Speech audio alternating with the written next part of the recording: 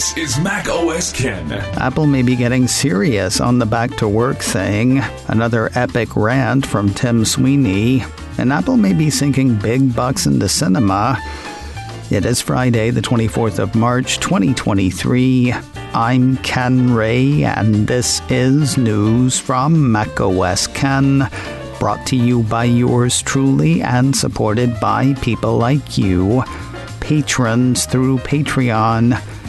Find out more and add your support at patreon.com/MacOSKen.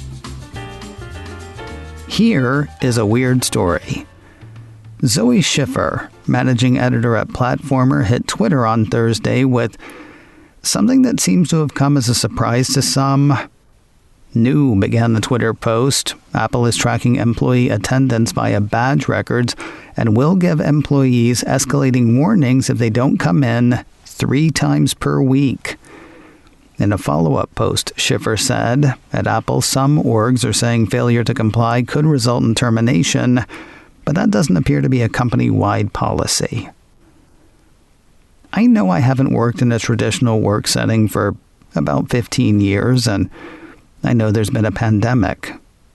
But is showing up to work now optional for work? Articles written on the post highlighted recent reports that Apple was looking at ways to limit spending, but I have to go back to my original question.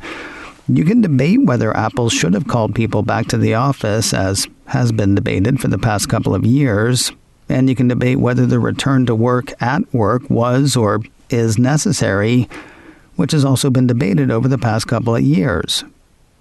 But traditionally anyway, employers do get to say where the work will be done. Apple wasn't the only company addressed in Schiffer's Twitter post, by the way. So was Twitter. Also, said the first tweet, Elon Musk sent Twitter employees an email at 2:30 a.m. saying, "The office is not optional," and noting SF was half empty yesterday. So, not optional as in they can't go, or they have to? No platform for nuance is Twitter. The wireless carrier Sprint is a thing of the past as far as Apple is concerned. Odd that it took this long. Sprint was actually acquired by T-Mobile back in 2020. 3 incredibly long years later, a piece from Mac Rumors says Apple will no longer let people activate iPhones on the seriously un-carrier at this point. Same goes for iPads and Apple Watches with cellular connectivity. Apple has also removed remaining references to Sprint from its online store, according to the report. That said, I guess Sprint is still kind of a thing. Emphasis on kind of. Going to the site Sprint.com immediately rolls one into T-Mobile's site. Sprint customers have technically been using the T-Mobile network since shortly after the acquisition, according to Mac Rumors. The site still thinks there may be bumps, though. The Mac Rumors piece says former Sprint customers who are experiencing issues related to their service should contact T-Mobile for help, as they will need to move their Sprint accounts to T-Mobile to activate their devices. From the Trolls Gonna Troll file, Epic CEO Tim Sweeney is worried about Apple and the metaverse, or says he is anyway. Apple Insider had Sweeney speaking this week at Game Developers Conference 2023. It seems that Apple's anticipated mixed reality headset has him scared or bummed or something. Citing an interview with Game Industry, the piece has Sweeney saying, Apple will either try to crush the metaverse or extract all the profit from it, one or the other. Apple doesn't let you use a competing browser engine, so they can do the same thing with the metaverse. So they can say, you must use Apple's limited metaverse engine, you can't build your own, you can't use Unreal. Speaking of Unreal, Apple Insider says it's not sure where that comment came from. The piece says Unreal is used in iPhone and Mac development, which makes its inclusion in Apple's mixed reality hardware seem likely. What he says he wants is an open metaverse. Quoting Sweeney again, "If we just build this thing in an open environment, then companies can live on their merits. We very much like that because we have a history of winning on the merits when given the chance, and we're terribly frustrated at markets like iOS where you just can't make an Epic Game Store for iOS because Apple says, you can't compete with us." Sweeney also says he'd like to see robust antitrust laws brought to bear against the Cupertino company. Quoting the CEO one more time, "We see them as utterly dominating this business if they're allowed to use their market power and hardware to do so. So we're fighting that. The other challenges, I think, can all be overcome." If you'll let me editorialize briefly, this guy makes me mental. There is a chance, it's not certain, but there is a chance that Apple is about to do for VR and mixed reality and eventually augmented reality what it did for MP3 players and smartphones and tablets. Apple was not first to any of those categories, but it defined them. It made them. Whether it can do it again with VR and mixed reality and eventually augmented reality remains to be seen. And Tim Sweeney is already angry because if it goes the way MP3 players and smartphones and tablets went, he'll probably have to pay a commission to be included. Guy makes me mental. Apple's looking to spend $1 billion at the movies. That is the word in a Bloomberg report highlighted by Yahoo Finance. $1 billion on movies to run in movie theaters. To this point, most of Apple's time in theaters has been about awards eligibility, releasing films for the requisite week or two in select cities, then promoting those films and waiting for Oscar. Oh, and running those films on Apple TV+. Now, though, Yahoo has Bloomberg indicating that Apple plans to spend $1 billion a year to produce movies that will be released in theaters and has already approached movie studios about partnering on certain titles for releases this year and in the future.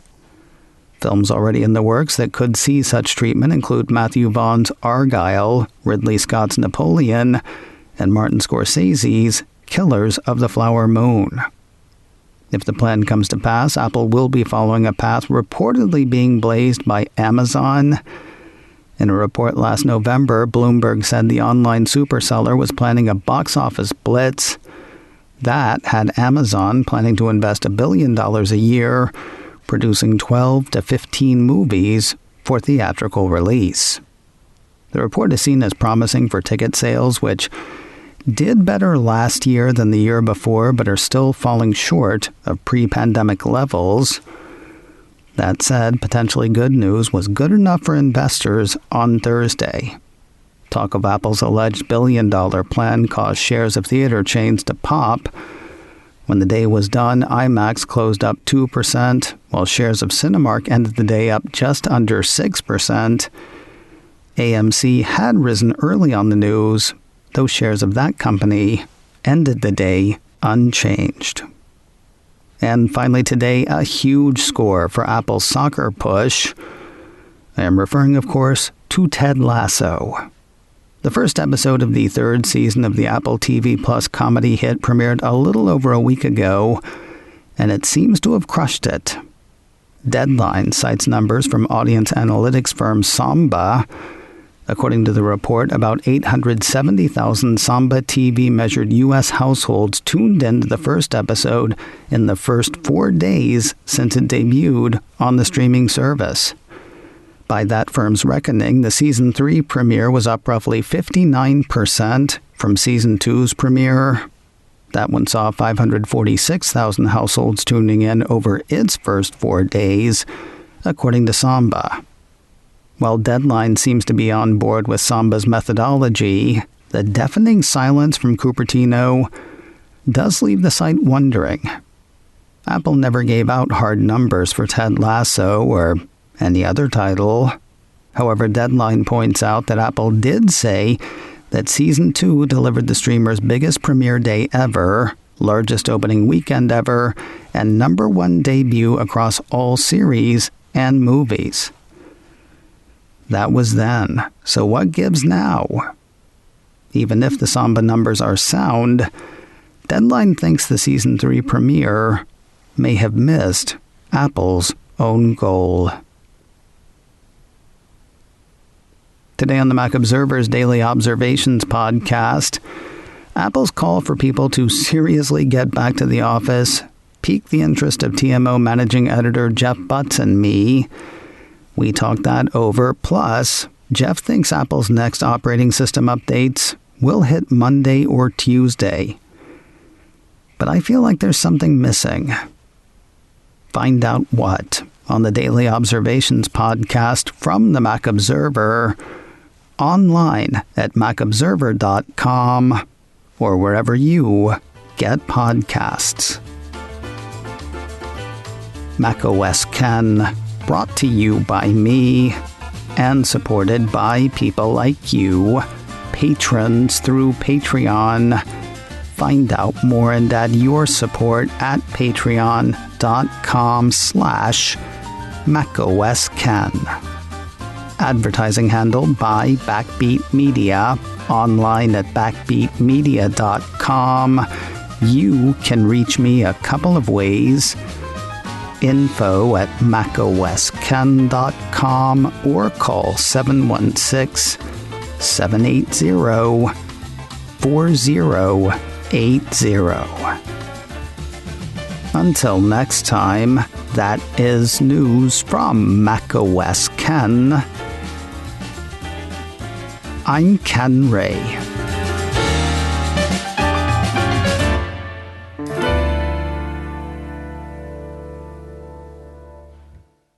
Ciao.